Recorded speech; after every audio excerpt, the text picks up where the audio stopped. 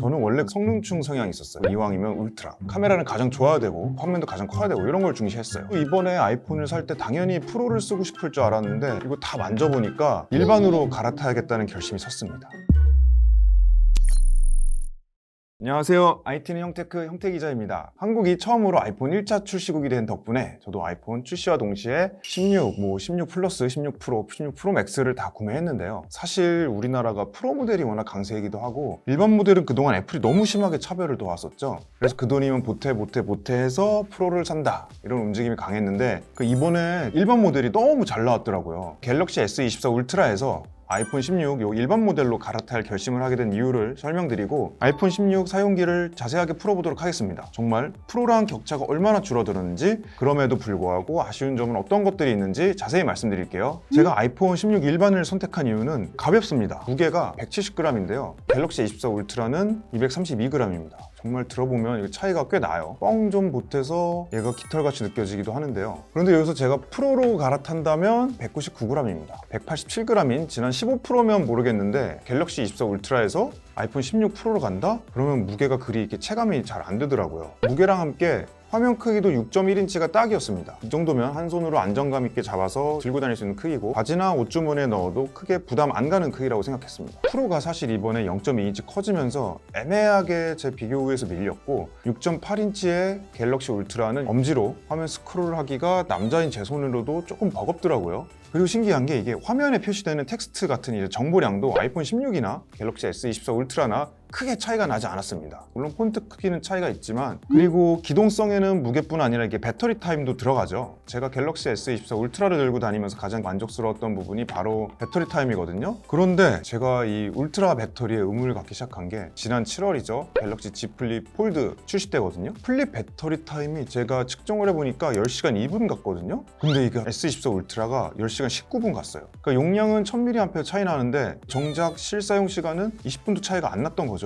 그래서 이게 울트라가 덩치값을 못한다는 생각이 강해졌습니다. 이번 아이폰 16은 3561mAh 용량 배터리가 들어가 있습니다. 전작 대비 한 6% 정도 커지긴 했는데요. 거기에 아이폰 15보다 두 세대 앞선 칩 A18 칩이 들어가서 전성비가 훨씬 개선됐습니다. 특히 이번에 애플이 쓴 TSMC의 2세대 3나노 공정인 N3E 공정이 1세대 대비 전력 효율을 크게 끌어올렸다고 해요. 실제로 제가 써보니까 게임이랑 영상을 빡세게 돌리면 한 9시간 정도 썼고, 그게 아니고 제가 기존에 폰 쓰듯이 웹서핑 위주로 쓰면은 12시간 이상은 문제없이 썼습니다. 유튜브도 고화질 영상을 한 30분 정도 보면 5% 정도 달더라고요. 충전도 해봤습니다. 충전 속도도 이제 방전된 0% 상태에서 30% 가는데 14분 30초, 50% 채우는데 25분, 그리고 80%까지 가는데 51분 걸렸습니다. 이 정도면 되게 만족스러운 충전 속도였습니다. 이번에 유선 충전 최대 속도가 27W급에서 최대 45W로 늘었다는데 제가 갤럭시북용 65W PD 충전기를 쓰거든요. 그런데 이게 기존 아이폰 15랑 충전 속도가 그리 차이 나지 않는 걸로 봐서는 대부분 충전을 이제 먹일 때 20W대로 충전이 되지 않나 싶어요. 그리고 곧 이제 나오는 맥세이프 무선 충전기가 이제 최대 25W까지 지원한다고 해요. 그전에는 무선 충전이 15W까지밖에 안 됐었잖아요. 그러니까 이게 무선 충전 속도 부분에서 좀 답답함을 줄여줄 것 같습니다. 두 번째 이유는 바로 성능입니다. 이번에 A18 칩 탑재, 램 업그레이드가 결정적인 이유였어요. 그동안 애플이 사실 급 나누기를 되게 세게 했죠. 램도 스크루지 같이 4기가, 6기가 뭐 이렇게 넣는 만행을 꽤 오래 저질러 왔었죠. 하지만 이제 온디바이스 AI를 어찌됐든 해야 하는 시기가 왔습니다.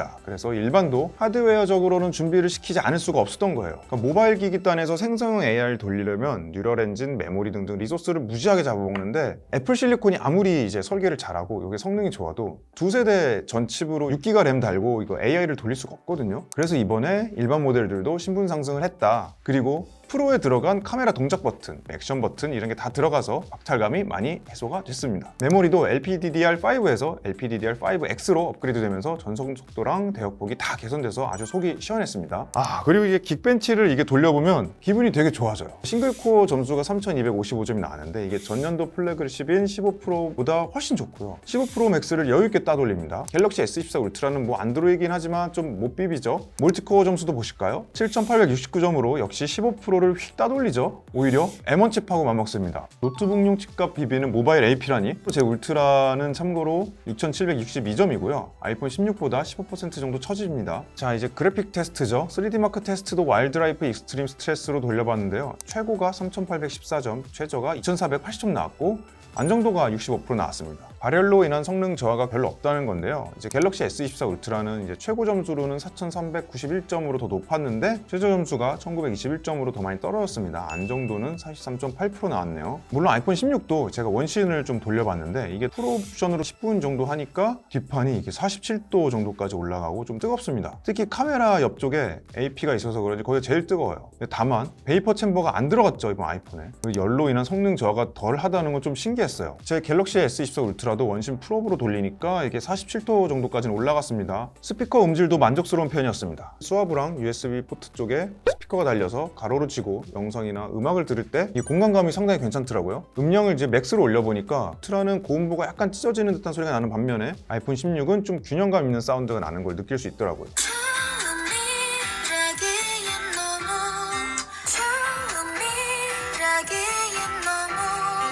소리통이 커서 자랑스러웠던 내 울트라를 한번 좀 다시 보게 됐습니다. 제가 이번에 아이폰 16 일반 모델을 선택한 이유 중에 카메라도 있었는데요. 그렇다고 이게 아이폰 16 프로보다 카메라가 좋아졌냐? 그건 물론 아니죠. 하지만 그 갭이 되게 엄청 줄어들었습니다. 이번엔 뒷면에 48메가픽셀 광각 카메라, 12메가픽셀 초광각 카메라가 들어갔습니다. 광학줌은 2배까지 되고요. 15 시리즈에서 지원 안 했던 접사가 이번 시리즈에서는 됩니다. 제가 아이폰 16 일반이랑 16 프로 그리고 갤럭시 S24 울트라를 갖고 찍어본 사진들인데요. 요거는 광량이 풍부한 야외에서 찍은 사진입니다. 이렇게 빛이 풍부할 때는 뭐 두 개가 다 사진이 잘 나오죠. 근데 보시면 아이폰이랑 비교하니까 확실히 갤럭시가 이제 하늘 부분이 굉장히 쨍하네요. 요거는 이제 흐린 날에 야외를 촬영한 겁니다. 이 정도 디테일 같은 거를 세 개 다 충분히 잘 잡아냅니다. 일반이 별로 뒤처지는 게 없죠. 자, 이거는 실내에서 정물 사진을 찍은 모양인데 색감 차이가 약간 다르긴 하지만 모두 다 훌륭하게 둘 다 잘 잡아냅니다. 도드라지는 차이는 없고요. 이걸 보시면 제가 이제 그 팥빙수를 접사를 한 건데요. 이제 얼음 요거 디테일을 보면은 S24 울트라 쪽이 조금 더 낫죠. 여기는 약간 이제 초점이 안 맞는 모습을 좀 보였습니다. 10배 줌 사진입니다. 아이폰 16은 일반 모드에서 줌이 최대 한 10배까지 돼요. 16 일반은 여기서 이제 글자가 많이 번지죠. 그 다음에 아이폰 16 프로랑 이제 갤럭시 S24 울트라는 또렷한 화질을 볼 수 있습니다. 자, 밖에서 찍은 인물 사진입니다. 별다른 줌을 넣지 않았고요. 그러니까 보시면 아이폰 시리즈 이제 색감이 좀 비슷하고 갤럭시 시리즈가 약간 색감이 좀 차가운 느낌?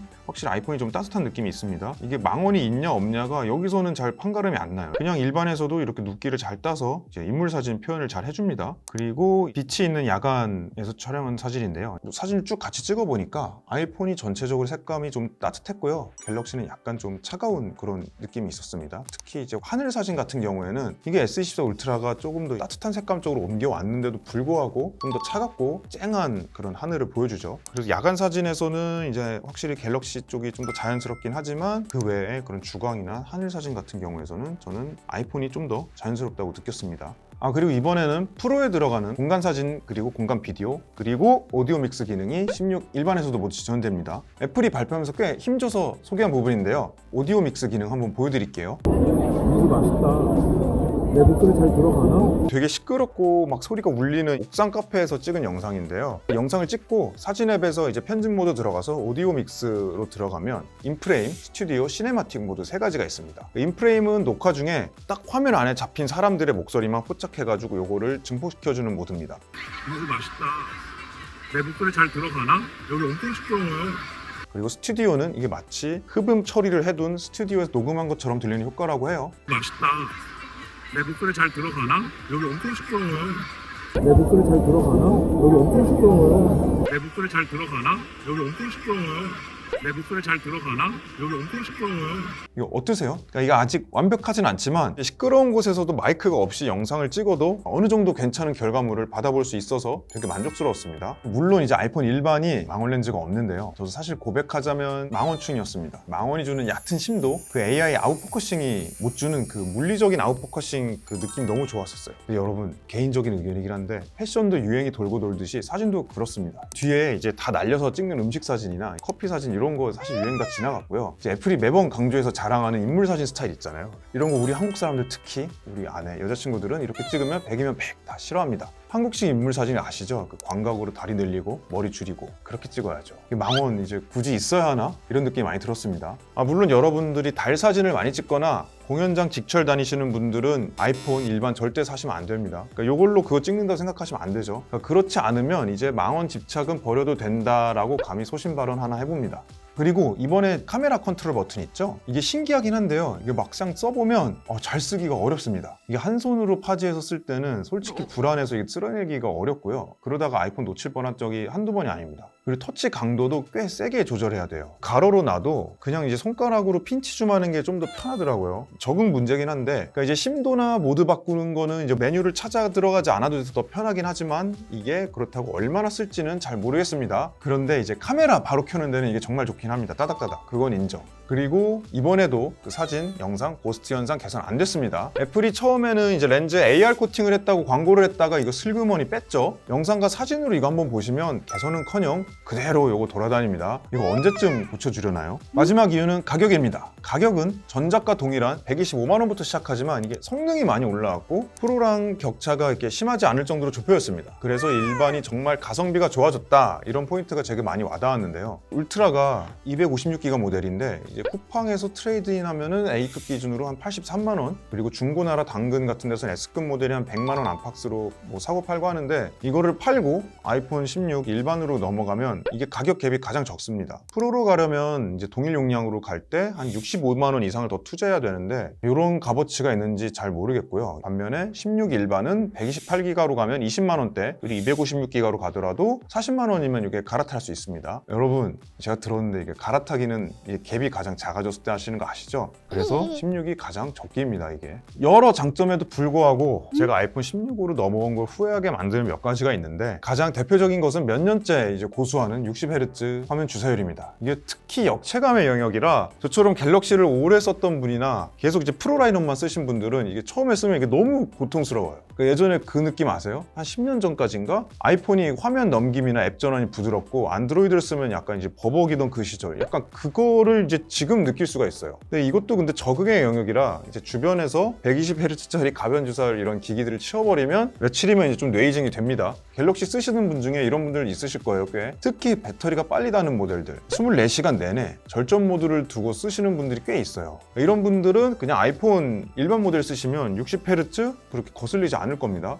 프로는 이제 USB가 이제 3.0 지원하죠, 속도가. 근데 일반은 아직 2.0입니다. 이것도 차별하는 게 약간 아쉽고요. 그리고 아직 교통카드가 지원되지 않아서 이게 좀 불편하죠. 이게 뭐 아이폰 16 시리즈의 문제는 아니지만 갤럭시 이용자 입장에서 카드 지갑을 이제 하나 더 갖고 다녀야 된다, 이게 불편했습니다. 사실 이제 페이는 솔직히 현대카드만 쓴다면 애플페이가 삼성페이보다 더 편하고 빨라요. 삼성페이는 이제 지문으로 쓸어 올려야 되고 지문 인증을 해서 이렇게 갖다 대야 되죠. 근데 애플페이는 옆에 그냥 따닥따닥 하면 더 켜지고 결제도 NFC 방식이라 더 빨리 됩니다. 근데 이제 교통카드는 아직 답이 없죠. 근데 뭐 오는 11월에 기후동행 카드 이거 탑재 썰이 있으니까 한번 지켜보자고요. 또 하나 아쉬운 점은 통화 녹음인데요. 이번 iOS가 업데이트되면서 아이폰에도 기본으로 통화 녹음이 들어갔죠. 통화에서 수동으로 내가 해줘야 되고 3초 뒤에 양쪽으로 우렁차게 이제 통화 고지음이 안내가 됩니다. 통화가 녹음됩니다.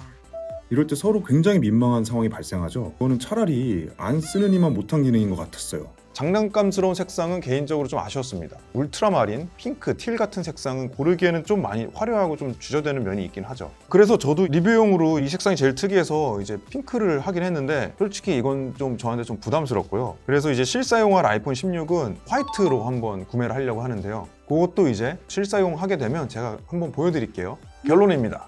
성능충의 아이폰 16 일반 모델 귀순 스토리 어떠셨나요? 이번 아이폰 16은 전작들과 달리 프로 모델과 성능 측면에서 그 갭이 많이 줄었고 가격은 동결인 만큼 가성비가 좋은 모델이 됐습니다. 오늘 영상 여기까지고요. 16 일반 모델에 대한 여러분의 생각 댓글로 달아주시고요. 좋아요, 구독, 알림 설정 부탁드릴게요. 감사합니다.